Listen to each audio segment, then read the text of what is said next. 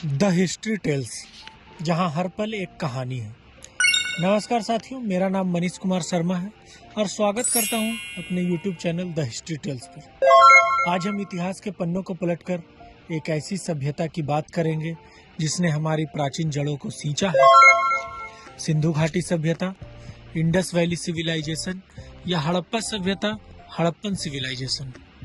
आज से लगभग 4500 साल पहले भारत के उत्तर पश्चिम भाग में एक अद्भुत सभ्यता का उदय हुआ, जिसे हम हड़प्पा सभ्यता के नाम से भी जानते हैं।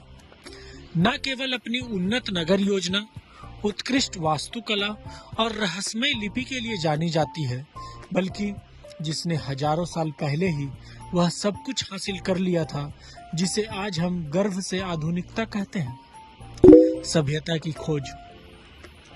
साल था 1921, जब पुरातत्वविद दयाराम साहनी ने पाकिस्तान के पंजाब इलाके में हड़प्पा नाम की जगह पर खुदाई की, और एक साल बाद 1922 में राखलदास बनर्जी ने मोहनजोदड़ो की खोज की। खुदाई में जो कुछ भी मिला वो हैरान कर देने वाला था। ईंटों के मकान, नलियों का जाल, स्नान घर और सुंदर मूर्तियां। धीरे धीरे यह सामने आया कि यह कोई साधारण बस्ती नहीं, बल्कि एक महान सभ्यता थी। इसका समय और विस्तार। सिंधु घाटी सभ्यता लगभग 2500 ईसा पूर्व से 1900 ईसा पूर्व तक फली फूली। इसका विस्तार केवल हड़प्पा और मोहनजोदड़ो तक सीमित नहीं था, बल्कि ये सभ्यता आज के पाकिस्तान, उत्तर पश्चिम भारत, हरियाणा, राजस्थान और गुजरात तक फैली हुई थी। 300 से भी ज्यादा नगर और बस्तियां इस सभ्यता के हिस्सा थे। नगर व्यवस्था और जीवन शैली। अब जरा सोचिए, 4000 साल पहले लोग 2 मंजिला मकानों में रहते थे। हर घर में बाथरूम था और हर गली में सीवेज लाइन। सड़कें और गलियां एक दूसरे को समकोण पर काटती थी। और मोहनजोदड़ो का तो द ग्रेट बात आज भी इंजीनियरिंग का चमत्कार माना जाता है। इस सभ्यता के लोगों के कपड़े, आभूषण, मुहरे और मूर्तियां, ये सब दर्शाते हैं कि वे कला, व्यापार और तकनीक में काफी आगे थे। धर्म और संस्कृति। ऐसा माना जाता है कि सिंधु सभ्यता के लोग प्रकृति की ही पूजा करते थे। हमें एक महिला की मूर्ति भी मिली है जिसे लोग मातृ देवी या शक्ति मानते होंगे। कुछ मुहरों पर ध्यानमग्न योगी जैसी आकृति भी मिली है जिसे लोग भगवान शिव से जोड़ते हैं। लिपि और भाषा। सिंधु घाटी की सबसे खास और आज के लिए रहस्यमयी बात इस समय की लिपि यानी लेखन प्रणाली को माना जाता है, जिसे आज तक हम पढ़ नहीं पाए।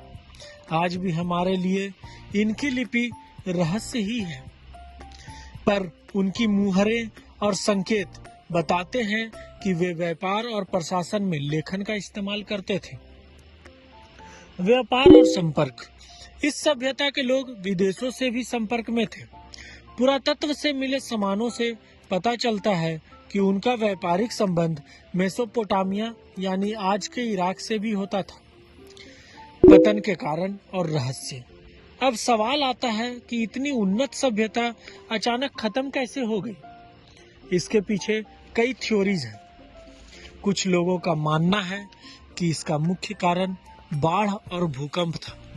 कुछ कहते हैं कि नदियों ने अपना रास्ता बदल दिया था। कुछ तो इसका कारण बाहरी आक्रमण मानते हैं, लेकिन सच क्या है ये आज भी एक रहस्य बना हुआ है। सिंधु घाटी सभ्यता भले ही आज से हजारों साल पहले लुप्त हो गई, लेकिन इसकी विरासत आज भी हमारे दिलों में जीवित है। इसने हमें नगर नियोजन, स्वच्छता और उन्नत जीवन शैली के शुरुआती सबक सिखाए।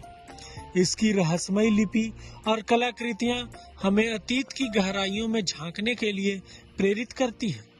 सिंधु घाटी सभ्यता आज भी हमारे लिए गर्व का विषय है और ये साबित करती है कि भारत की मिट्टी में विज्ञान, कला और संस्कृति की गहराइयां सदियों से रही है।